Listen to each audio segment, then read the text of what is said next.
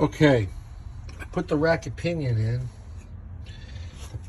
As you can see, it's touching the power steering knob line, but it's okay because I'm moving the engine up to here, 2 inches.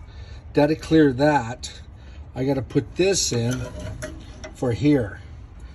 It'll swivel it over to line up with that. It'll swivel over here. The problem is this is a round bar going into a goddamn slot.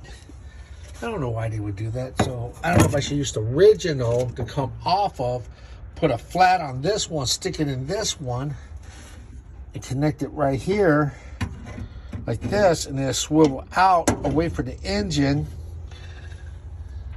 Because I gotta put the engine right there. So yeah, that's what I'm gonna do. God damn, it's dusty. All right.